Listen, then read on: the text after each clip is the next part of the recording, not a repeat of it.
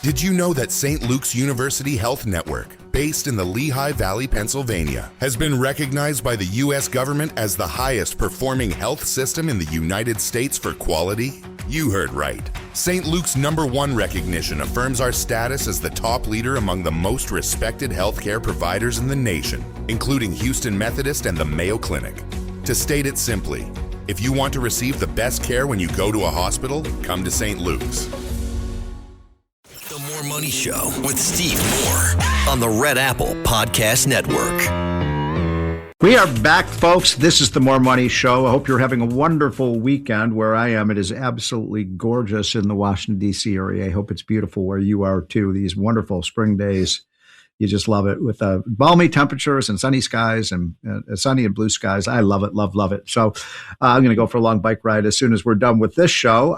But before we are done with this show, I wanted to introduce my next guest, Judy Shelton, who's been a friend of mine for 30 years. But much more importantly, she's one of the top monetary economists in the U.S. of A. I hope that Donald Trump selects Judy to fill one of the open seats that's left on the Federal Reserve Board, because nobody understands money better than she does. And by the way, the name of her book, she has many books that she's written, Good as Gold. And when they asked me yesterday on Fox News what I thought about incoming chairman, not Jerome Powell, but of course, Kevin Warsh, I said he's going to make the dollar as good as gold. And I guess I got that from you, Judy. So thanks so much for joining.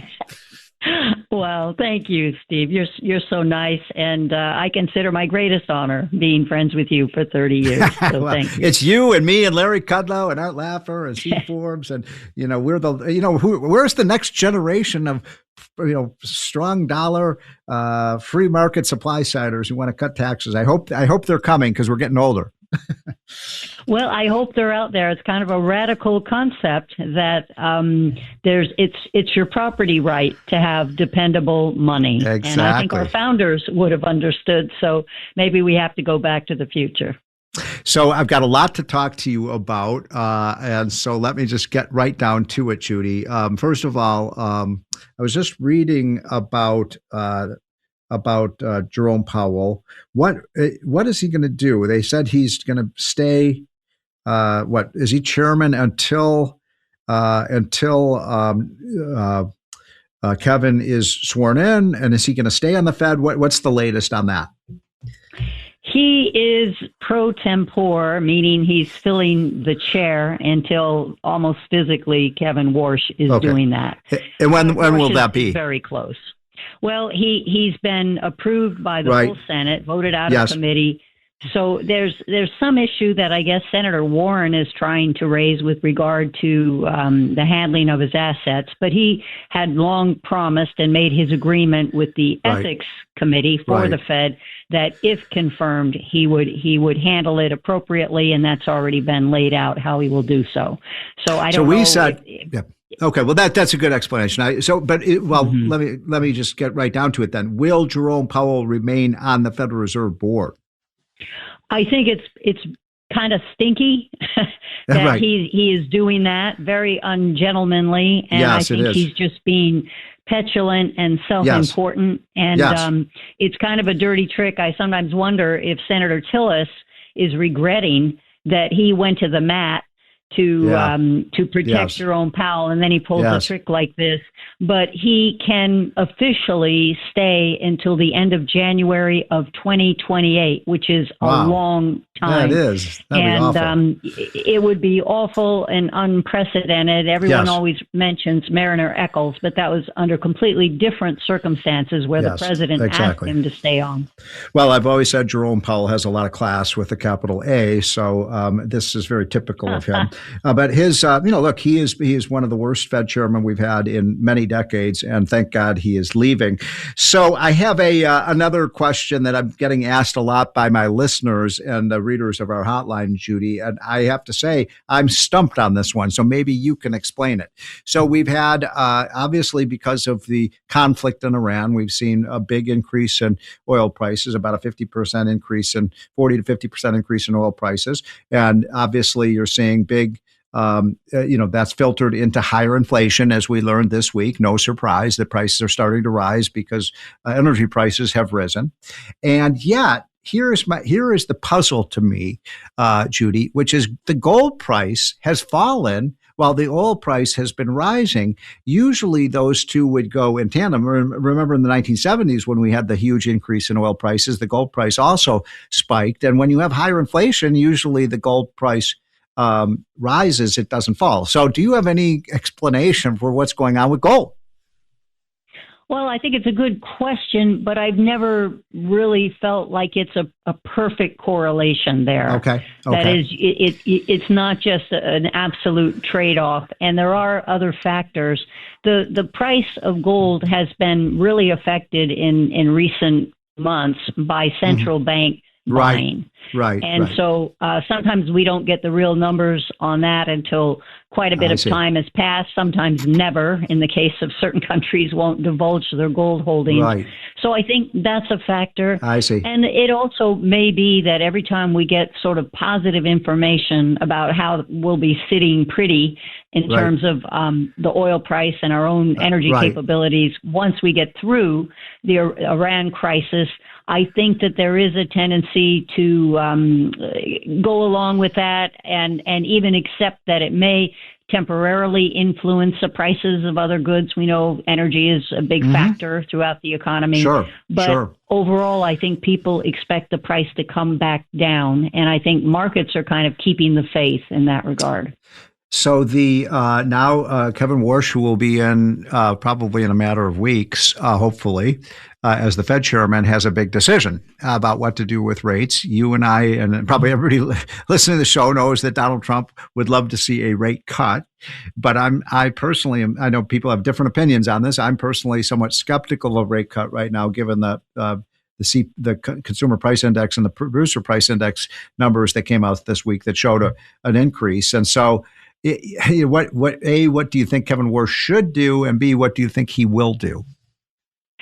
I think that he should proceed on his plans for a supply side orientation at the Fed that would work in tandem with economic growth. So I kind of had this out with our mutual great friend, Larry Kudlow, on his show recently, because I still do not think that the Fed should be imposing restrictive interest rates.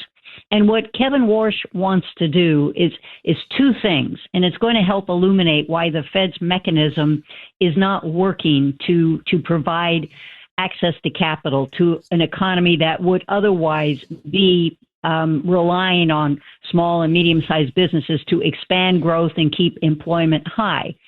And I think that the issue is, what you want to do is sell off the portfolio. We know the Fed's footprint is too prominent in financial markets, but that is technically the opposite of quantitative easing, which quantitative easing brings down the interest rate.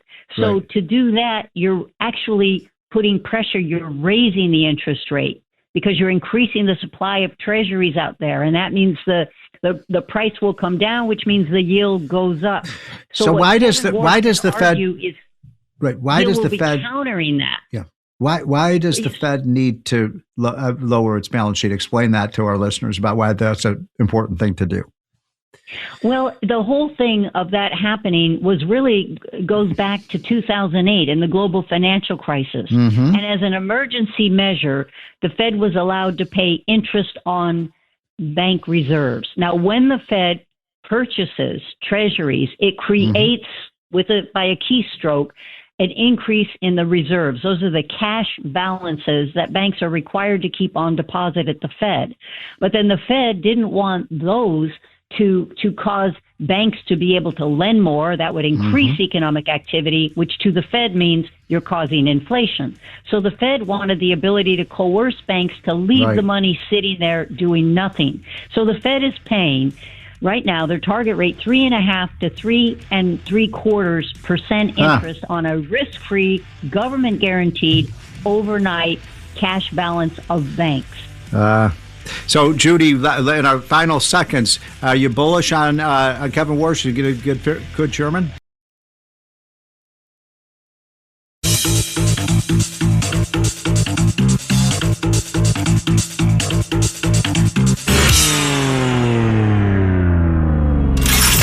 It's More Money with leading economist Steve Moore. Now, here's your host, Steve Moore.